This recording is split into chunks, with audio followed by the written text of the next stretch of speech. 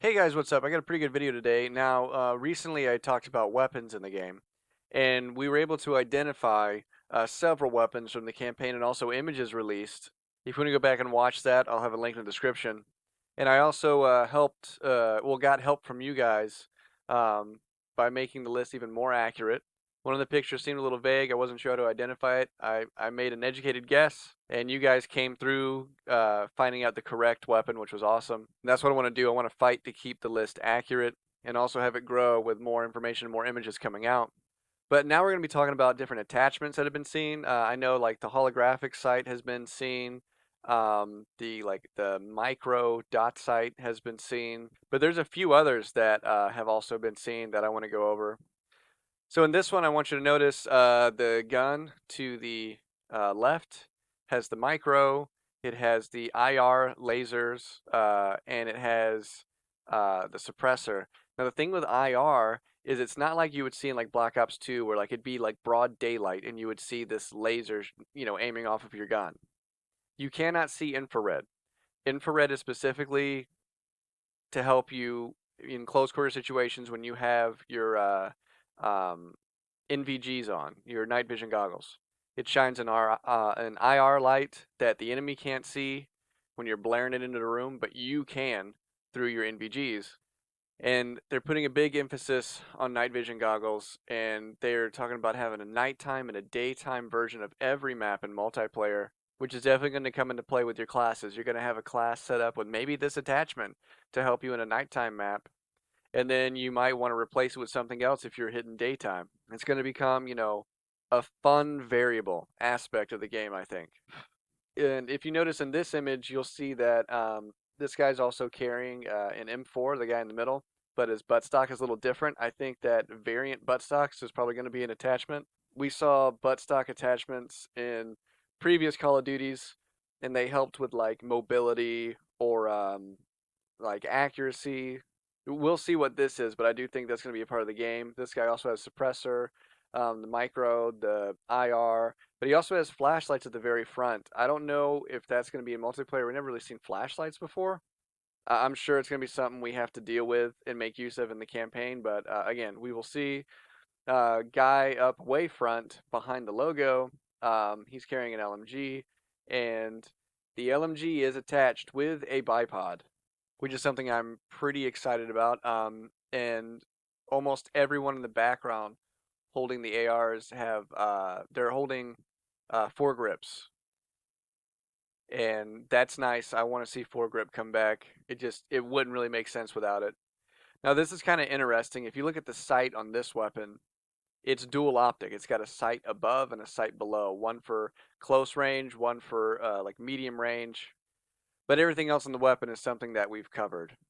Now, if you look at this other photo of Captain Price, you will see on his AR down towards the front, you will see an angled foregrip, which I hope we will have the option between foregrip and angled.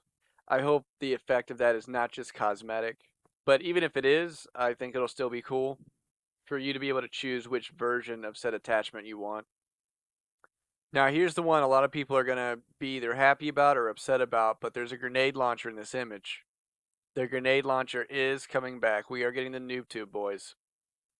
So for all you who have PTSD from noob tubers in the original Modern Warfares, you might want to get ready.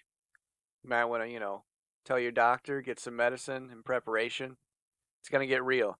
Now, here are attachments I've identified so far: a stock, angled grip, foregrip, grenade launcher, bipod, IR laser, holographic sight, dual sight, micro sight, suppressor, and light. Please keep up with the photos as they come out, and if you can find anything else that I may have missed or can be more accurate to help make this list as legit as possible up until we finally get a real list from the developers, that would be great. I know you guys can do it. You guys are always helping out, and I appreciate it. Now, one more thing on the weapons video, the correction we made was we found out the weapon that I thought was an M60 turned out it's the MG5, and we cleared that up in the last video. But I was looking at another image that someone had shown, and this one does appear to be an M60, but it is so blurry, there's no way for me to properly identify it. I tried heightening contrast, I tried, drawing the lines to try to identify its shapes, And like, yeah, it kind of looks like an M60, but it could also look like something else, you know? Like, I do not know. If you guys could find better frames or could clear things up and get a more accurate depiction of this, I would definitely appreciate the help. But because it's not properly identified, or I don't feel like I could properly identify it, the list still kind of remains the same. So we got the MOS 500, W1200, Mini Uzi, MP5, AK-74 Tantal, B&T APC 556 PDW, Famous F1, SIG MCX, Virtus, M4A 1 variant, Stoner 96, Intervention, MG5, SIG P320, M1911 have been uh, identified. The AK-47 was put there for nothing more than predictability purposes. You can pretend it's not on this list, but I just know it's going to be in the game. Now, I was on Reddit and I had talked about this in my recent video about Hutch's video. Hutch got to go see, got to go to an event and see Modern Warfare in person with the devs.